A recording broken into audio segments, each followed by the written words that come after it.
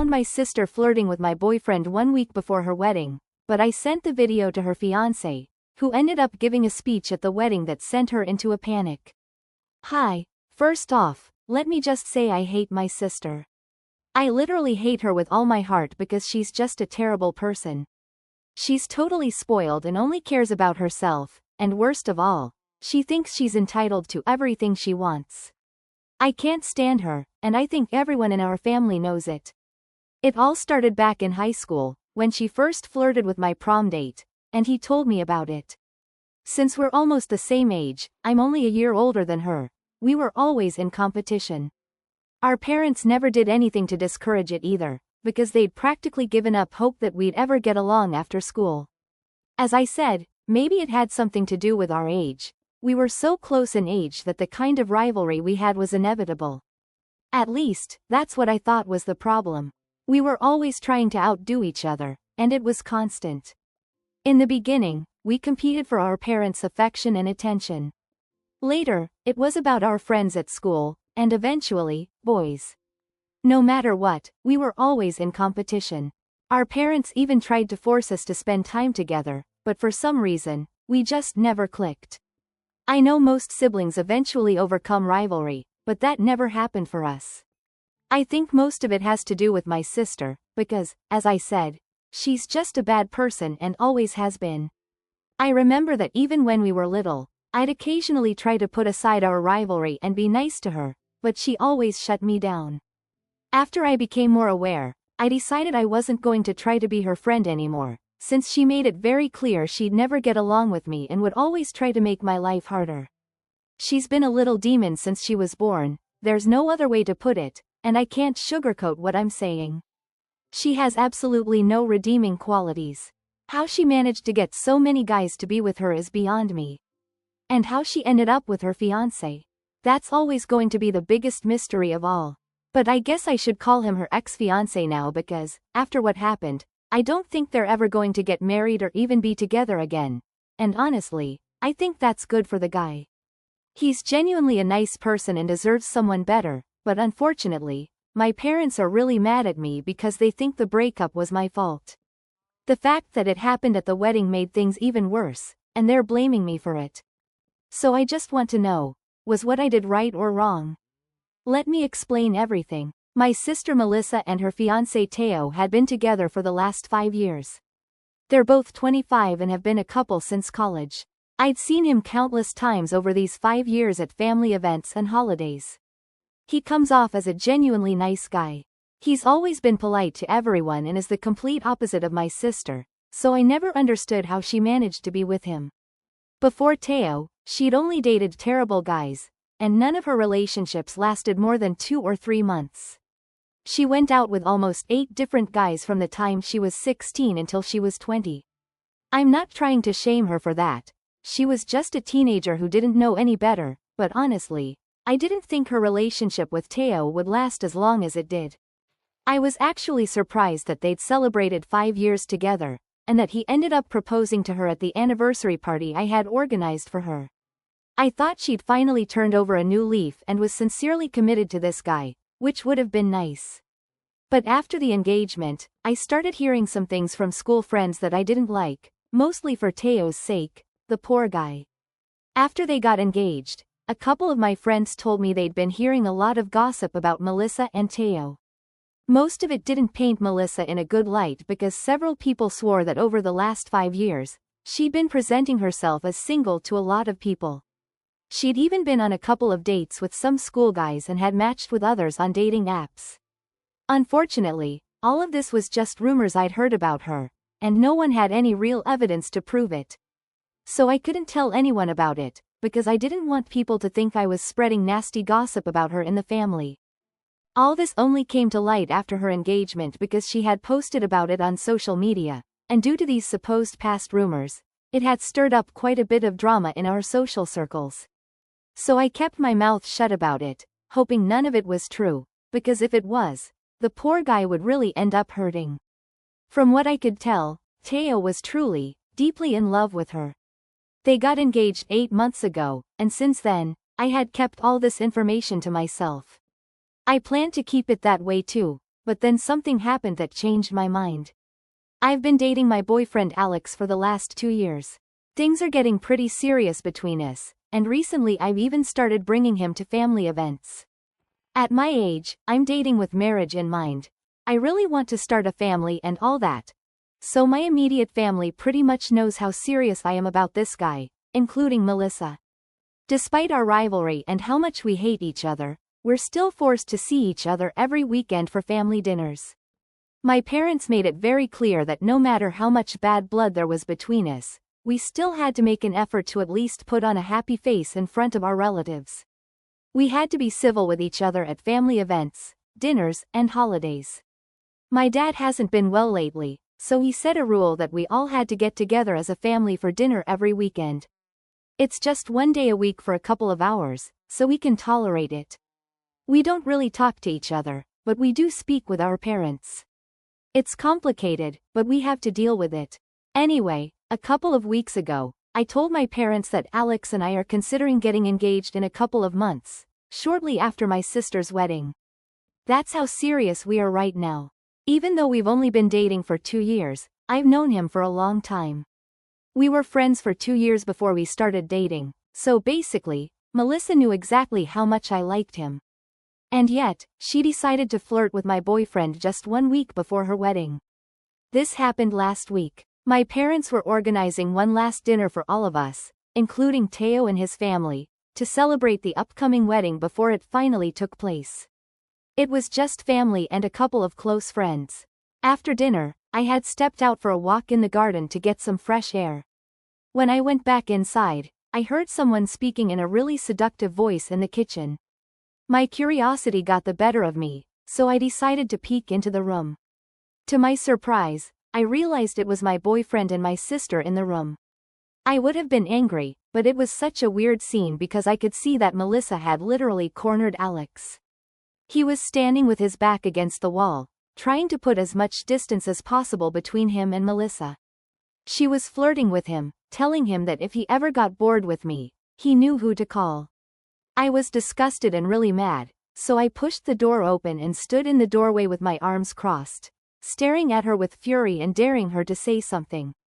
But she just gave me a smug smile and walked past me like nothing had happened, even though I knew she was aware that I had heard everything.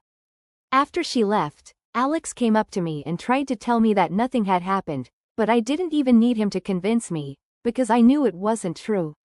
I trusted him enough, and from what I saw, he was clearly uncomfortable with what was happening. He said he had gone to the kitchen to get a bottle of water, but then Melissa had followed him inside and closed the door. He tried to get away from her, but she had been blocking the door. So she cornered him and started flirting with him. The sad thing is that this isn't even the first time it's happened. Melissa has tried to seduce my boyfriends several times before, and it sometimes even worked. Some of my exes ended up cheating on me with her, and my parents knew about it. But still, they forced us to be together. Every time I threatened to cut them out of my life, they'd start emotionally manipulating me. I didn't want to cut ties with my parents because, aside from everything with my sister, they'd actually been pretty good to me. I wouldn't say my sister was the golden child either, because she also got a lot of criticism from our parents.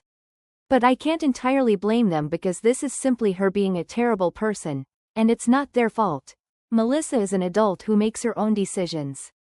Meanwhile, my parents were doing everything they could to keep this family together. However, after what happened last week, I decided I'd had enough. Even now, despite being engaged, if she couldn't keep her hands to herself and still wanted to come after me, she'd have to face the consequences. I knew it wasn't just about her and Alex, it was about her and me and her insane need to always one-up me. I had really had enough at that moment, so I decided to tell my mom about what was going on. She was the first person I talked to after Alex told me what had happened. I pulled her aside, explained the situation, and told her that I'd also heard a ton of other rumors from my friends about Melissa and how she'd been pretending to be single and dating other people, cheating on Teo right after the engagement. She was shocked and expected me to do the right thing. Instead, she told me to just let it go for now and literally begged me not to mention it to anyone. I couldn't believe this was happening because I knew that, despite everything, my parents were at least decent people who would have asked me to do what was right, preventing Teo from marrying Melissa, because it was clear she wasn't taking the relationship as seriously as he thought she was. But my mom begged me not to say anything. After that conversation with my mom, I lost all hope that this family would ever be normal.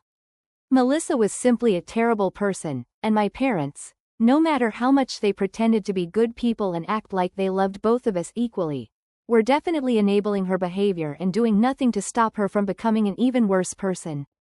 So after Alex and I left that day, I was really frustrated because I'd always believed that my parents would eventually do the right thing, but now it was clearer than ever that, no matter what, they'd always put her above everything else. After we got home that day, a few minutes later, Alex gave me some news that finally cheered me up. Now I could finally take matters into my own hands, because if my mom wasn't going to let me get to Teo and tell him the truth, I could just send him the information. Alex told me that he'd accidentally started recording a video when Melissa cornered him because he was on his phone in the kitchen. Apparently, his screen didn't turn off when she entered the room, so somehow, while he was trying to tuck it away, it started recording. Now we had video evidence of her trying to flirt with my boyfriend just 1 week before the wedding. I instantly knew what to do. I wrote up a list of all the nasty rumors about Melissa that I'd heard from my friends after they got engaged, attached that video to an email, and sent it to Teo. I'm not sure exactly what I expected to happen after that email, but it definitely wasn't total silence. The next day, when we woke up, Alex and I expected at least a few messages from someone, if not from Melissa or my parents. But we got nothing. Our inbox was completely empty and everyone was going about their lives like nothing had happened. We waited a few hours, expecting to hear something later in the day, but by the afternoon, Alex and I still hadn't received any response from anyone and everything seemed normal. My mom even called me and had a perfectly normal conversation with me in the meantime.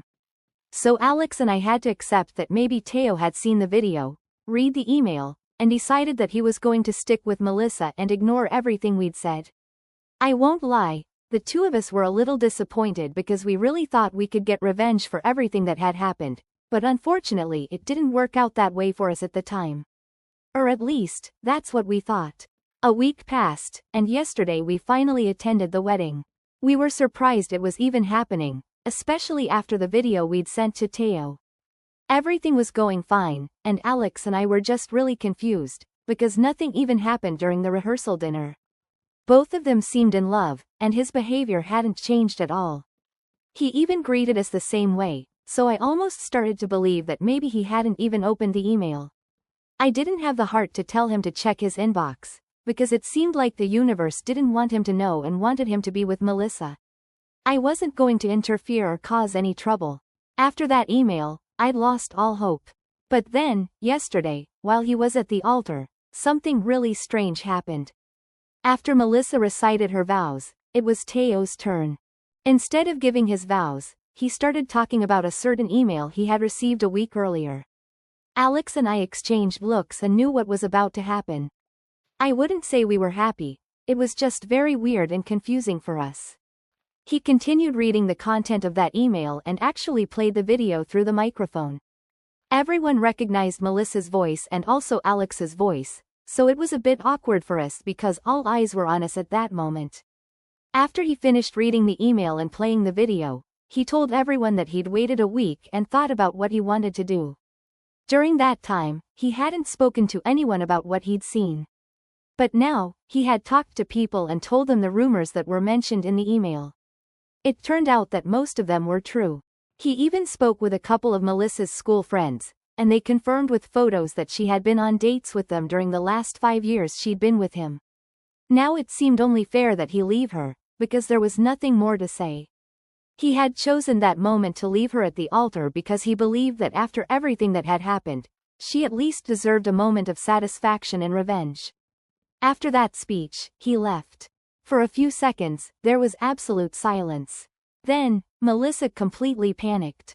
She was hysterical afterward, and everyone spent a couple of hours at the venue, all confused about what to do, whether the wedding was going to go on or not. Eventually, the in-laws had to take the microphone and tell everyone to leave after lunch, because that was the least they could do for all the guests who had come.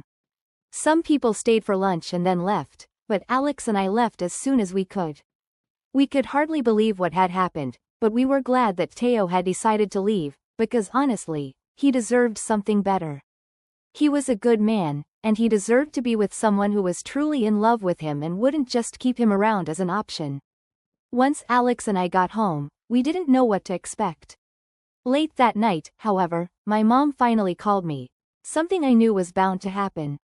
She told me that she knew I was the one who had sent that email and accused me of being vengeful. She said that I'd always been jealous of Melissa because she was getting married before me, and that was why I'd ruined her wedding.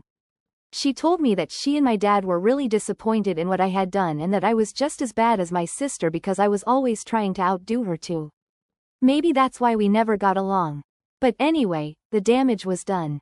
She told me it would be better if we didn't keep in touch for a while because she had nothing more to say. It broke my heart. I kept replaying that conversation in my head, and I tried so hard to defend myself, but I just couldn't find the words. Right now, I'm wondering if I'm really the bad guy in this story. Alex tells me I'm not, but of course, he's on my side. I just want to know, do people think I'm the bad one here?